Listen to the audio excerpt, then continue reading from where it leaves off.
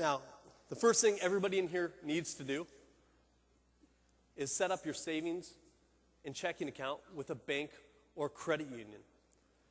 And you want to find a bank or credit union that you can grow with. What that means is one that not only offers the services you need right now, but ones you may need in the future. And the reason being, the longer you have this relationship, the more benefits you will receive. You'll be VIP banking. It helps you out quite a bit. Be a good customer, open your accounts early. And I invite all of you to open your accounts early. That is the center of your finances. And on top of that, I also want you to set up your automatic bill payment service. Once you do that, you also want to set up, after you have that set up, you set up your savings plan and budget. And on cashedu.com, we have calculators for you that will do all the math for you. I'm not good at math. I don't like it. Use the calculators on cashedu.com. That'll be there to help guide you through. And I know I breezed through that pretty quickly, but I'm going to get into it here more now because I want to show you a real example how this all works together. Again, I'm not a theory guy. I'm going to show you the how-tos, okay? It'll be pretty quick and easy. Now, one of the first things that happened many years ago, I had a young lady come up, and I started coaching her.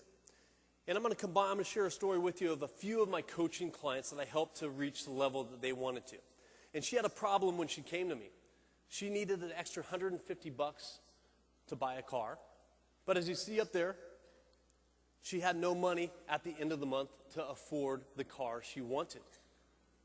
So my job as her coach was to really guide her through that and see if we can find the money. In the first place, we started pretty easy. First thing that goes on your budget is your income. Now, she was new at this job. She didn't really have the skills to get paid more. So she couldn't get that extra money there. And you always get paid according to your skills, so you always want to develop those as much as possible. So the next area we looked at were her expenses. Pretty low expenses. She was doing a good job. My point of having this up here was she had this on the automated system. You see, she set up her automatic bill payment service. So her bills are paid automatically. And how this works with your bank or credit union, they'll give you access to a website which will list out, which will give you access to there, and you can enter in all your bill information, and you can tell it when to pay and how much to pay, and your bills are sent out automatically.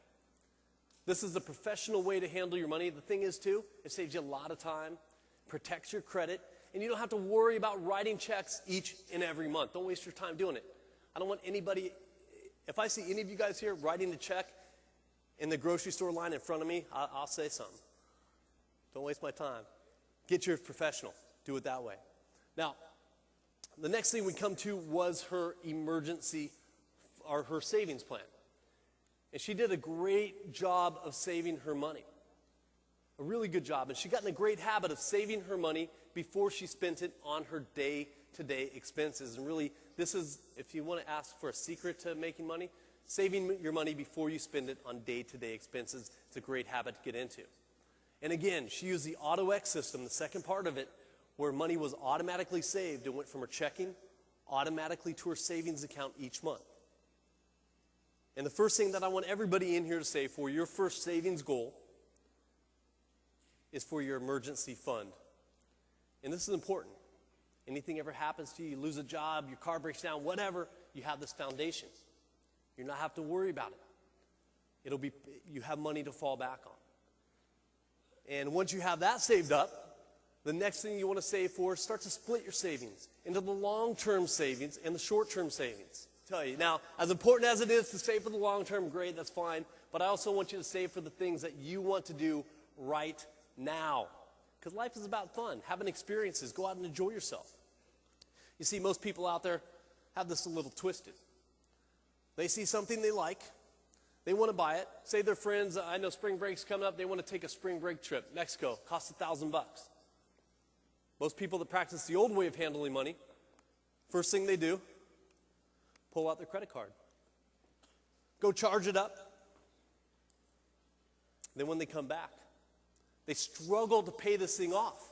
And the reason they struggle is because whenever you borrow money on a credit card, if you don't pay it back right away, they're going to charge you something called interest. You don't pay it off for the first year, you may owe them extra $200-300. You don't pay it off for 2 years, yeah, that could be $1,700 you owe them. You don't pay it off for 3 years, you could be paying them $2,000. You just paid them double for a trip that cost $1,000. That's the old way to handle money.